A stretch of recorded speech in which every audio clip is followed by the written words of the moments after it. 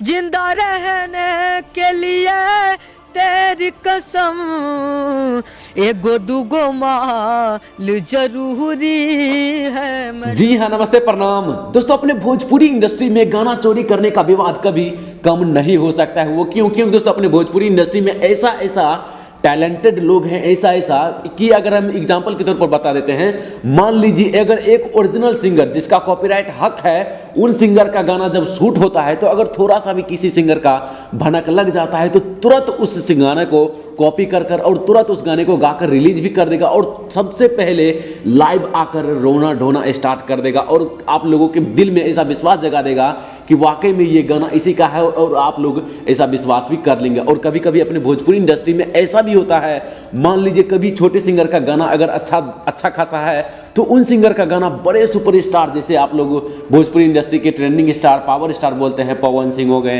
या फिर चाहे खेसारी लाल यादव हो गए, इन लोगों के बारे में भी कभी कभी ऐसा सुनने को मिल जाता है कि छोटे सिंगर का गाना कॉपी कर लिया है या उसका गाना चोरी कर लिया। और कभी कभी बड़े सिंगर भी कंट्रोवर्सी करने के चक्कर में, फेमस होने के चक्कर में इस तरह का विवाद करवाते हैं। तो इसीलिए मैं आप लोगों को बता रहा था, भोजपुरी इंडस्ट्री में कभी भी गाना चोरी करने का आरोप खत्म नहीं हो सकता है। जिस तरह से आज लाल बाबू को आप लोग अच्छी तरीके से जानते होंगे, वो धनंजय धरकिन के ऊपर आरोप लगाते हैं कि जो ट्यूशन वाली मैडम जी है, जो एगो दूगो माल जरूरी है मैडम, उनका कहना है, लाल बाबू का कहना है कि ये गाना मेरा है और धनंजय धरकिन मेरा गाना चोरी कर गाया है। तो आइए इस वीडियो में हम आप लोगों को उस गाने का कुछ सबूत हम आप लोगों को दिखाते हैं और आप लोगों को वाकई में विश्वास हो जाएगा कि ये गाना किसका है।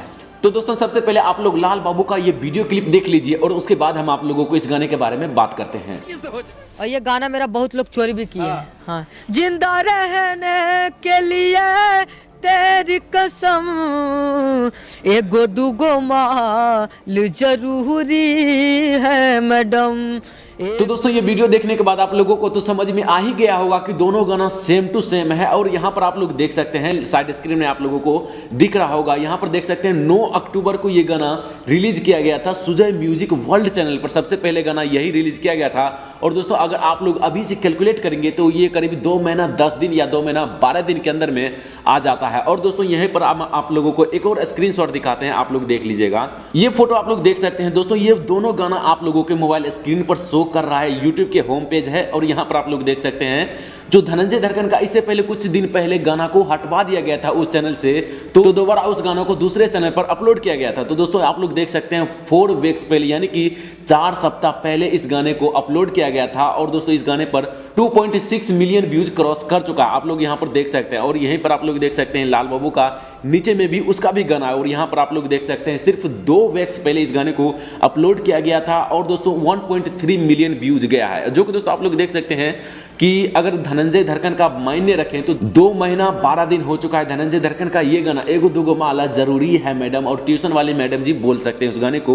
और दोस्तों, हम आप लोगों को बता दें, थोड़ा सा लाल बाबू का ये वीडियो क्लिप देख लीजिए ओरिजिनल सॉन्ग का, और उसके बाद हम आप लोगों को जो डुप्लीकेट सॉन्ग गाए हैं जो इंटरव्यू के दौरान, वो भी देख लीजिएगा। और उसके बाद हम आप लोगों को धनंजय धरकिन का भी थोड़ा सा एक वीडियो क्लिप दिखाएंगे। आप लोगों को ये अंदाज में हम बताना चाहते हैं कि ये बताना चाहते हैं आप लोग उस गाने का सुर देखिएगा जो लाल बाबू सबसे ओरिजिनल गाना में सबसे पहले जो गाना गाया था वो, और उसके बाद जो इंटरव्यू में जो गाना गाया था वो, उसका सुर देख लीजिएगा आप लोग। लाल बाबू का ओरिजिनल गाने से मैच नहीं करता है और ये आवाज धनंजय धरकिन के गाने के सुर के हिसाब से मैच करता है। तो आप लोग थोड़ा सा ये भी देख लीजिए। जिंदा रहने के लिए तेरी कसम, एगो दूगो माल जरूरी है मैडम। हम मालूम है तेरे बाप को मत सिखा, चल।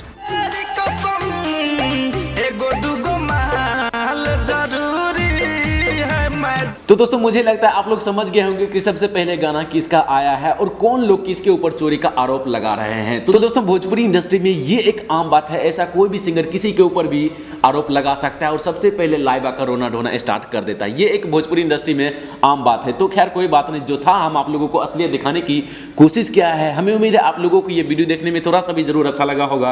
अगर आप लोगों को ये वीडियो देखने में अच्छा लगा तो प्लीज इस वीडियो को लाइक, शेयर एंड सब्सक्राइब जरूर कीजिए। एंड वीडियो देखने के लिए बहुत बहुत धन्यवाद।